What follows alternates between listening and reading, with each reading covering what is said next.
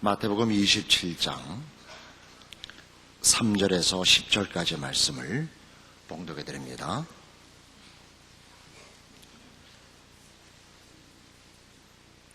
때에 예수를 판 유다가 그의 정죄됨을 보고 스스로 뉘우쳐 그 은 30을 대제사장들과 장로들에게 도로 갖다 주며 가로되 내가 무죄한 피를 팔고 죄를 범하였도다 하니 저희가 가로되 그것이 우리에게 무슨 상관이 있느냐 내가 당하라 하거늘 유다가 은을 성소에 던져놓고 물러가서 스스로 목매어 죽은지라.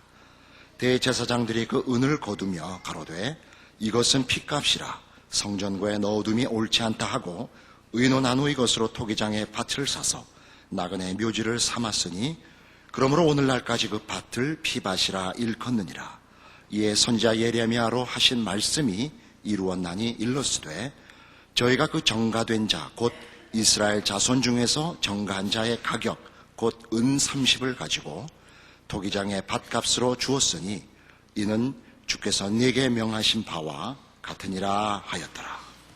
오늘 본 본문의 내용대로 가롯 유다는 양심의 가책을 받고 자결하고 맙니다. 이런 유다의 자결의 모습을 기록해 놓은 이유는 예수 그리스도께서 왜 십자가를 지셔야만 하는가라는 데 대한 하나의 설명입니다. 유다는 물론 1차적으로 예수님에 대하여 실망했을 것입니다.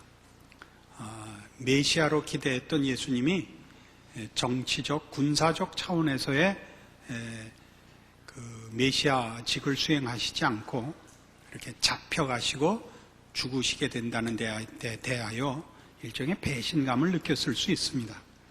그러나 그가 자결한 것은 그보다 훨씬 더 크게 한 인간으로서 자신의 행위가 양심적으로 부끄러웠을 것이고 그 자신에 대하여 절망했을 것입니다. 이런 모습들은 우리가 베드로에게서도 이미 보았습니다. 베드로는 주를 끝까지 믿고 따르는 충성된 제자로서 그가 약속했던 것을 다 부인하는 자리에 갔고 통곡함으로 자신의 절망을 잘 표현해냈습니다. 다음 주에 살펴보겠습니다만 빌라도도 예수의 무죄함을 알고 그를 살려내려고 애를 씁니다마는 결국은 대세에 밀려서 타협하고 맙니다. 말하자면 이런 예수님의 십자가의 필요성을 이렇게 베드로와 유다와 빌라도의 모습 속에서도 발견합니다. 무엇을 발견하느냐? 저들이 자신들의 양심에 따른 결정이나 그 요구를 이루어낼 수 없는 절망 상태에 있다는 것을 보여주고 있고 바로 예수 그리스도의 십자가가 이런 문제를 해결하는 구원의 큰 열쇠인 것을 우리로 알게 합니다. 로마서 7장으로 가보십시다.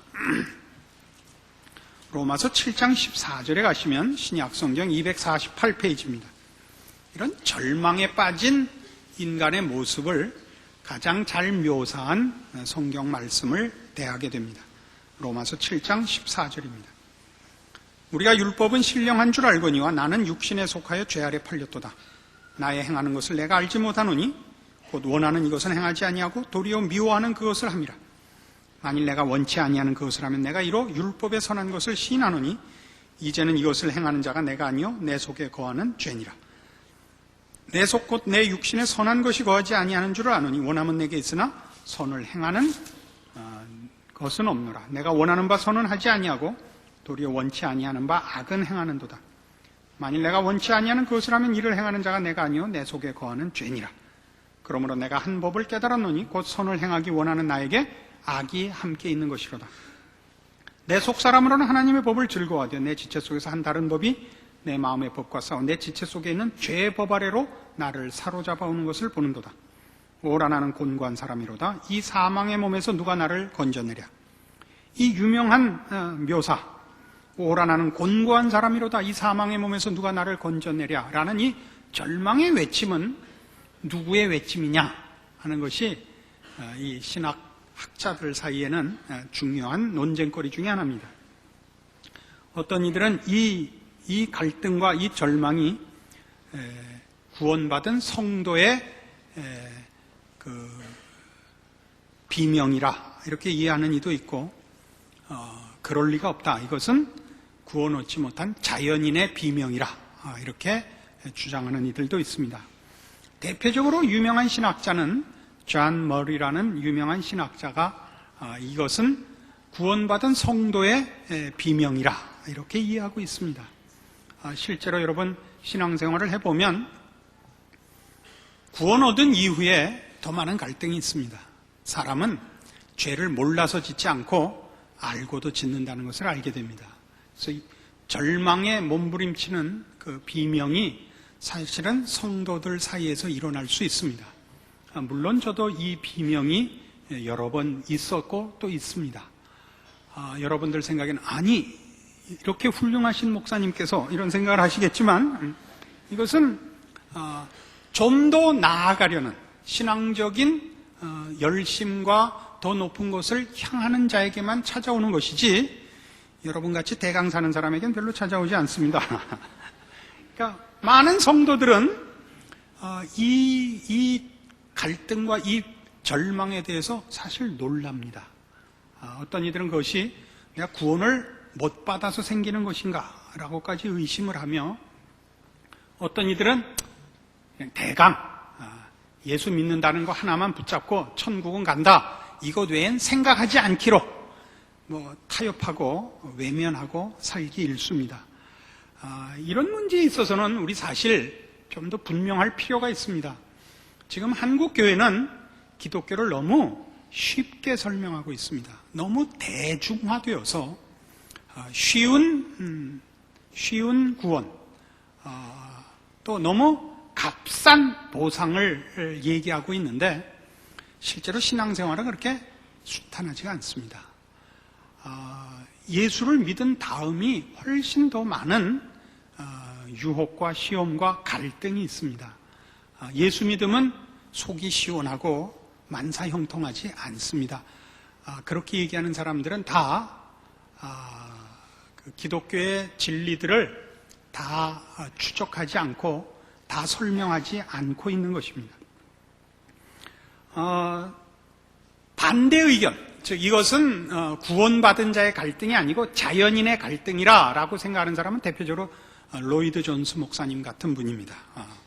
아까 존 머리 같이 이것을 성도의 구원받은 자의 갈등이라고 생각하는 이유는 22절에 있는 바와 같이 내 속사람으로는 하나님의 법을 즐거워한다 하는 것을 근거로 삼고 있고, 로이드 존스 목사님 같이 이것이 자연인의 것이라 라고 해석하는 이들은 로마서 8장까지는 구원에 관한 설명이지 아직 성화에 관하여 언급하고 있는 것이 아닌 탓이라 라고 얘기하고 있습니다. 저는 어떤 입장이냐면 둘 다 입장입니다. 이 둘 다 입장이라는 건 이제 실력이 없을 때 택하는 그 요령 중에 하나인데, 제가 이 둘이 다 있다라고 느끼는 것은 자연인일 때도 이 갈등이 있고 성도가 된 다음에도 이 갈등이 있다고 저는 생각을 합니다.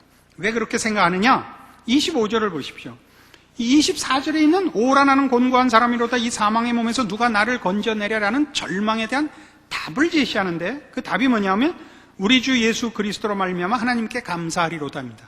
그러니까 예수 그리스도가 이 문제를 해결하는 분이다 이겁니다.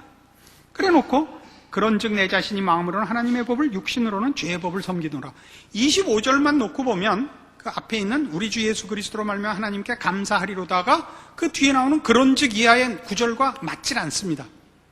그러나 지금 24절과 연결해 보면 25절 하반절은 24절을 다시 얘기하는 것입니다. 우리 주 예수 그리스도로 말미암아 하나님께 감사하는 이유는 내가 곤고한 사람인 탓이요. 25절 하반절식으로 얘기하면 내 자신이 마음으로 하나님의 법을, 육신으로는 죄의 법을 섬기는 갈등 구조 속에 있고, 그 갈등이 누구의 승리로 늘 끝나느냐 하면 죄의 법이 늘 이기는 것으로 결과된다 말입니다. 그것을 해결한 방법이 뭐냐? 우리 주 예수 그리스도다 이겁니다. 그것을 이제 8장 1절부터 더 구체적으로 설명을 합니다. 이 8장 1절을 어떤 이들은 다수가 그 5장 11절을 잇는 결론으로 생각을 하고 5장 후반부는 대표 원리에 대하여 6장과 7장에 걸쳐서는 율법에 대하여 일종의 삽입 내용으로 보고 있습니다. 그리고 이제 8장으로 넘어와서 구원을 다시 설명하는 것으로 보고 있는데 제가 보기에는 그런 연결도 되고 바로 앞에 있는 7장 14절 이하의 내용의 해답으로서 그리고 25절에 나온 우리 주 예수 그리스도로 말미암아 하나님께 감사하리로다를 푸는 내용으로서도 적절하다고 봅니다. 그게 뭐냐? 그러므로 이제 그리스도 예수 안에 있는 자에게는 결코 정죄함이 없나니 이는 그리스도 예수 안에 있는 생명의 성령의 법이 죄와 사망의 법에서 너를 해방하였습니다. 자, 7장의 부르짖음은 뭐였냐면 23절에 있는 바와 같이 내 지체 속에서 한 다른 법이 내 마음의 법과 싸워 내 지체 속에 있는 죄의 법 아래로 나를 사로잡아오는 것을 보는도다였습니다. 늘 죄가 이겼습니다. 그럼 예수 그리스도가 오셔서 우리를 구원하신 그 구원의 가장 중요한 내용이 뭐냐? 우리를 죄의 법이 주장하고 있는 것을 깨뜨려 생명의 성령의 법이 우리를 주장하도록 하신 것. 이것이 십자가 사건의 핵심입니다. 계속 볼까요? 3절. 율법이 육신으로 말미암아 연약하여 할 수 없는 것을 하나님은 하시나니 곧 죄를 인하여 자기 아들을 죄 있는 육신의 모양으로 보내요. 육신의 죄를 정하사 육신을 쫓지 않고 그 영을 쫓아 행하는 우리에게 율법의 요구를 이루어지게 하려 하심이니라. 육신을 쫓는 자는 육신의 일을, 영을 쫓는 자는 영의 일을 생각하나니 육신의 생각은 사망이요 영의 생각은 생명과 평안이니라. 자, 우리가 율법을 이룰 수 없었던 것, 즉 마음의 선을 이룰 수 없었던 이유는 우리가 죄와 사망의 법 아래 있었던 탓입니다. 그래서 어떻게 하기로 했다고요? 예수 그리스도를 보내어 우리로 하여금 이제 생명의 성령의 법으로 주장함을 받는 그런 자리로 우리를 불렀다고 합니다. 이 생명의 성령의 법이 뭐냐? 7절. 육신의 생각은 하나님과 원수가 되나니 이는 하나님의 법에 굴복치 아니할 뿐 아니라 할 수도 없습니다. 육신에 있는 자들은 하나님을 기쁘시게 할 수 없느니라. 여기까지는 7장의 절망의 그 내용과 같습니다. 그런데 9절부터 달라집니다. 만일 너희 속에 하나님의 영이 거하시면 너희가 육신에 있지 아니하고 영에 있나니 누구든지 그리스도의 영이 없으면 그리스도의 사람이 아니라. 또 그리스도께서 너희 안에 계시면 몸은 죄로 인하여 죽은 것이나 영은 의를 인하여 산 것이니라. 예수를 죽은 자 가운데서 살리신 이의 영이 너희 안에 거하시면 그리스도 예수를 죽은 자 가운데서 살리시니가 너희 안에 거하시는 그의 영으로 말미암아 너희 죽을 몸도 살리시리라. 자, 구원에는 이런 내용이 있습니다. 생명의 성령의 법이 우리를 주장하도록 하나님이 그리스도 예수 안에서 우리를 고쳐놓으셨습니다. 그 생명의 성령의 법은 우리의 생각이나 우리의 의욕이 아닙니다. 그것이 우리의 새로운 본성이 된다면 구원을 얻은 자들이 7장 14절 이하에 있는 이 오라 나는 곤고한 사람이로다라는 절망에 부닥친 비명이 나올 리가 없습니다. 예수 그리스도 안에서 우리에게 허락된 생명의 성령의 법은 뭐냐? 성령 자신입니다. 이제 우리는 우리 자신이 우리 혼자가 아니며 성령께서 함께 하시는 이중적 존재입니다. 나는 나며 동시에 성령께서 주장하시는 나입니다. 그래서 나를 나 혼자 책임지지 않고 그리스도의 영, 성령께서 나를 책임지십니다. 그것을 26절, 로마서 8장 26절 가시면 이렇게 되어 있습니다. 이와 같이 성령도 우리 연약함을 도우시나니 우리가 마땅히 빌 바를 알지 못하나 오직 성령이 말할 수 없는 탄식으로 우리를 위하여 친히 간구하시느니라. 마음을 감찰하시는 이가 성령의 생각을 하시나니 이는 성령이 하나님의 뜻대로 성도를 위하여 간구하심이니라. 이제 우리는 우리를 우리 홀로 책임지지 않습니다. 그러니까 아까 7장으로 돌아가서 생각해 보면 오라 나는 곤고한 사람이로다. 이 사망의 몸에서 누가 나를 건져내랴. 누가 건져냅니까? 우리 주 예수 그리스도로 말미암아 하나님 아버지께 감사하리로다. 그게 해답입니다. 우리를 누가 건져내는 것입니다. 누가 건져냅니까? 성령께서 건져냅니다. 기독교 신앙의 진수는 다른 여타 종교가 어디에서 다르냐 할 때 구원이 외부로부터 온다는 데서 다릅니다. 기독교 신앙의 핵심은 우리가 하나님 아버지께 도움을 구하며 하나님 아버지께서 우리에게 간섭하사 그의 능력과 지혜로 우리를 지키신다는 사실입니다. 대표적으로 그 여타 종교를 대표할 만한 종교로 불교를 생각해 보십시오. 다른 인간이 만든 모든 종교는 다 범신론입니다. 범신론이라는 건 인간 각자가 신적 요소를 갖고 있다고 믿는 것이고, 그래서 종교를 어떻게 이용하느냐 하면 인간 내면에 있는 신적 요소를 일깨우는 것으로 종교의 가치를 둡니다. 그래서 도를 깨우치는 것이라고 보죠. 득도하는 것이 신앙인 것입니다. 그래서 불교식으로 해서 대오각성하여 열반에 이르는 것입니다. 기독교는 그렇지 않습니다. 물론 깨우침이 왜 없겠으며 책임져야 할 것이 왜 없겠습니까마는 근본적인 기독교 신앙의 핵심은 위로부터 우리를 지키시고 도우시고 붙잡아 내신다는 사실을 믿는 것입니다. 하나님 아버지의 존재와 그가 우리를 사랑하사 그 능력의 손을 펼치셨다는 것을 우리가 확인하는 것입니다. 이거 기독교 신앙의 핵심입니다.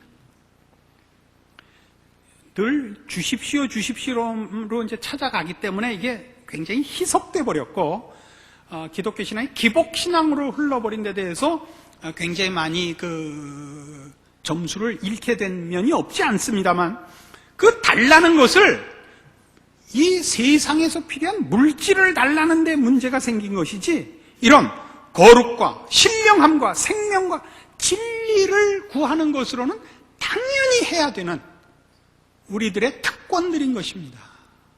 주시옵소서를 정당한 것, 이 절망에서 빠져나오기 위한, 거룩함에 이르기 위한 것으로서 구하셔야 됩니다. 이것이 기독교 신앙의 핵심입니다. 이것은 그래서 에베소서 1장에 가면 신자들의 신자된 존재와 그 운명의 확실성을 위하여 다시 한번 증거됩니다. 신약성경 310페이지 에베소서 1장 13절입니다. 그 안에서 너희도 진리의 말씀 곧 너희의 구원의 복음을 듣고 그 안에서 또한 믿어 약속의 성령으로 인치심을 받았으니 이는 우리의 기업의 보증이 되사 그 얻으신 것을 구속하시고 그의 영광을 찬미하게 하려 하심이라.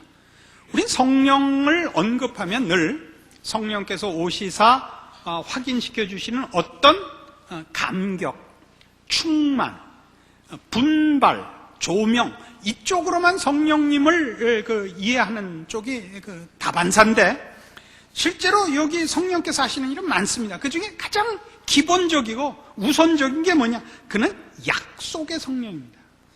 그는 우리 기업, 즉 우리 운명의 보증입니다. 예수 그리스도께서 십자가를 지심으로써 우리에게 허락한 것이 뭐냐? 성령께서 우리에게 오신 것입니다. 우리에게 오사, 아까도 얘기한 것 같이 우리는 우리 홀로 우리를 책임지지 않고 우리 안에 계신 성령께서 생명의 성령의 법으로 우리를 주장하시며, 우리가 마땅히 빌바를 알지 못할 때도 성령께서 성부 하나님의 뜻을 따라 우리를 위해 기도하시며 우리를 지키시며 인도하시며 보호하십니다. 그가 오신 것 자체로 하나님께서 우리에게 약속하신 것을 이루시겠다는 하나의 의지의 표현이요, 보증, 그 약속의 확실한 증거물인 것입니다. 이것이 성령께서 우리 안에 계심으로 우리에게 그 구원의 시작과 그 결과를 이루실, 눈에 보이는, 우리 모두가 확인하는 십자가 구원의 결과인 것입니다. 다시 로마서 8장으로 돌아가셔서, 그래서 이 얘기를 어디로 끌고 가느냐 하면, 성령께서 우리 안에 계신다. 그가 생명의 성령의 법으로 우리를 다스릴 것이라.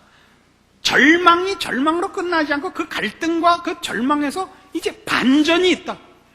이 승리가 있다. 이 얘기입니다. 그거를 28절 보세요. 우리가 알거니와 하나님을 사랑하는 자 곧 그 뜻대로 부르심을 입은 자들에게는 모든 것이 합력하여 선을 이루느니라. 하나님 미리 하신 자들로 또한 그 아들의 형상을 본받게 하기 위해 미리 정하셨으니 이는 그로 많은 형제 중에서 맏아들이 되게 하려 하심이니라. 또 미리 정하신 그들을 또한 부르시고 부르신 그들을 또한 의롭다 하시고 의롭다 하신 그들을 또한 영화롭게 하셨느니라. 그러므로 28절에 있는 모든 것이 합력하여 선을 이룬다는 얘기는 우리의 실패나 우리의 절망이나 우리의 무력함에도 불구하고 승리할 수밖에 없으며, 우리가 당하는 절망이나 실패나 못남 경험이 있고 현실이 있다 할지라도 그것들이 다 약이 되고 교훈이 되고 결국 선을 이루는 것으로 쓰여질 뿐 우리를 몰락해 하거나 참패케 하거나 영원히 실패케 하는 일은 있을 수 없다를 선언하는 것입니다. 그래서 제가 흥분해서 막 다 읽어버렸는데 28절에서 29절 30절이 뭔가 보세요. 예정론을 얘기하죠. 예정론이란 건 뭐예요? 하나님이 우리를 미리 정하셨고 미리 정하신 자들을 부르셨고 부르신 그들을 의롭다 하셨고 그리고 영화롭게 하셨다는 겁니다. 이 영화롭게 하셨다가 완료형입니다. 그 앞에 미리 아셨다, 미리 정하셨다, 미리 불렀다, 의롭게 하셨다. 이건 완료형이라도 우리가 이해가 갑니다만 영화롭게 하셨다가 완료형이라는 건 이해가 안 가지 않습니까? 아직 안 됐는데. 근데 왜 완료형이냐? 하나님이 의도하셨기 때문에 그렇게 될 수밖에 없어서 완료형을 쓰는 겁니다. 이걸 예언적 완료라 그럽니다. 아직 시간적으로 안 이루어졌지만 하나님이 그렇게 하기로 작정하셨기 때문에, 예정론이란 하나님이 무슨 일에 대하여 또는 우리에 대하여 계획을 하시고 계시고 그 계획에 의지를 발동하신다라는 뜻을 예정론이라 그러는 것이지, 우리 앞에 이렇게 다 각본을 짜놨다가 예정론이 아닙니다. 31절 이하가 뭐가 나오나 보십시오. 그래서 그런즉 이 일에 대하여 우리가 무슨 말하리요? 만일 하나님이 우리를 위하시면 누가 우리를 대적하리요? 자기 아들을 아끼지 아니하시고 우리 모든 사람을 위하여 내어주시니가 어찌 그 아들과 함께 모든 것을 우리에게 은사로 주지 아니하시겠느냐? 누가 능히 하나님의 택하신 자들을 송사하리요? 의롭다 하신 이는 하나님이시지 않는가? 이게 다 뭐예요? 우리를 무너뜨리려면 하나님의 의지를 꺾어야 된다 이거예요. 하나님의 의지를 꺾어야 된다. 하나님이 이렇게 하기로 작정한 이상 이걸 방해할 방법이 없지 않느냐? 우리에게 일어난 구원이 무언가를 봐라. 그러니까 여기서 제일 큰 문제는 이게 오라 나는 곤고한 사람이로다 라는 절망에 대해서도 얘기해. 너 자신도 너 스스로를 포기할 수 없느니라. 왜? 하나님이 너에 대하여 이 구원과 영광의 결과를 의도하고 계시기 때문에, 그것을 실패케 하려면 너 자신을 포기하는 것이 아니라 너 자신이 하나님의 의지를 꺾어야만 하느니라. 이게 로마서 8장입니다. 그래서 뒤에 뭐라고 하나 보세요. 36절 35절 누가 우리를 그리스도의 사랑에서 끊으리요? 환난이나 곤고나 핍박이나 기근이나 적신이나 위험이나 칼이랴. 또 38절 내가 확신하노니 사망이나 생명이나 천사들이나 권세자들이나 현재일이나 장래일이나 능력이나 높음이나 깊음이나 다른 아무 피조물이라도 우리를 우리 주 그리스도 예수 안에 있는 하나님의 사랑에서 끊을 수 없으리라. 이런 선언이 나오는 이유를 아셔야 됩니다. 그 가장 중요한 적은 뭐죠? 우리 자신입니다. 여러분 신앙생활을 해보십시오. 자신이 가장 큰 적입니다. 우리는 무력합니다. 우리는 완악합니다. 그러나 우리가 이것으로 끝나지 않는다는 걸 압니다. 내가 절망하고 내가 포기하고 내가 드디어 자폭해도 그것으로 내가 끝이 안 납니다. 어떻게 돼야만 끝이 나죠? 이겨야만 끝이 납니다. 성령께서 이기게 하실 것입니다. 그래서 이 얘기들은 예정론을 얘기하거나 이 하나님의 의지와 그 끝없는 사랑을 얘기하면 대부분의 성도들이 마음에 맨 처음 갖는 의문이, 그럼 내가 열심을 갖지 않아도 되고 내가 나에 대해서 책임을 지지 않아도 되지 않는가? 라는 생각을 우선적으로 가지는데 그건 잘못된 생각입니다. 여러분들의 운명을 바꿀 수 없다면, 여러분의 운명을 승리와 영광과 거룩으로 가져갈 수밖에 없다면, 여러분이 반대하고 여러분이 무책임하고 게으를수록 고통의 시간이 연장될 뿐입니다. 그러니까 못 믿겠으면 한번 해보십시오. 여러분은 말하자면 어떤 학교에 입학했습니다. 그 학교에서 필요한 만큼의 학력이 되어야만 졸업을 할 것입니다. 여러분이 공부를 안 하고 놀면 연수가 늘어날 뿐입니다. 그렇다고 여러분은 자퇴를 할 수도 없고 여러분의 공부를 포기하지도 할 수도 없습니다. 왜냐하면 여러분을 그 학교에 집어넣고 공부를 시작해 하시니까 여러분이 졸업할 만큼 될 때까지 놓지 않을 것이기 때문입니다. 어떻게 생각하면 무서운 거예요. 그래서 골로새서 3장에 가시면 예수 믿는 자들에게 이런 요구를 그래서 하는 겁니다. 신약성경 327페이지 골로새서 3장 12절. 이런 요구들이 무슨 요구인가를 이제 그 무게를 알아야 됩니다. 골로새서 3장 12절. 그러므로 너희는 하나님의 택하신 거룩하고 사랑하신 자처럼 긍휼과 자비와 겸손과 온유와 오래 참음을 옷 입고 누가 네게 혐의가 있거든 서로 용납하여 피차 용서하되 주께서 너희를 용서하신 것과 같이 너희도 그리하고 이 모든 것 위에 사랑을 더하라. 이는 온전하게 매는 띠니라. 여기 나오는 12절에 있는 거룩하고 긍휼과 자비와 겸손과 온유와 오래 참음을 옷 입고는 여러분이 필수적으로 통과하셔야 될 과목들입니다. 이거 읽으면서 그냥 읽는 것만으로 여러분 너무 뿌듯해 하시면 안 됩니다. 이걸 여러분 안에 제2의 천성으로 신자된 성품으로 가지지 않으면 여러분은 될 때까지 굴러야 됩니다.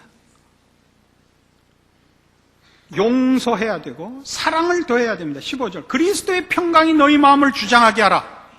이게 무슨 말입니까? 그리스도의 평강. 여러분 욕심을 채워서 만족을 얻으려고 하지 마십시오. 그렇게는 평강이 없습니다. 그리스도의 평강이 너희 마음을 주장하게 하라. 평강을 위해 너희가 한 몸으로 부르심을 받았느니 또한 너희는 감사하는 자가 되라.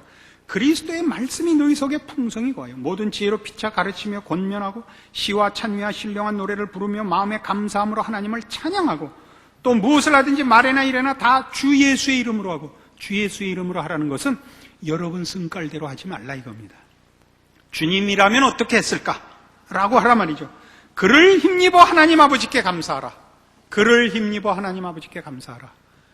여러분의 절망에 대하여, 세상에 대한 절망에 대하여, 인간에 대한 절망에 대하여 예수 그리스도로 인하여 하나님 아버지께 감사하십시오. 거기에만 해결책이고 우리는 그 해결을 받은 자입니다.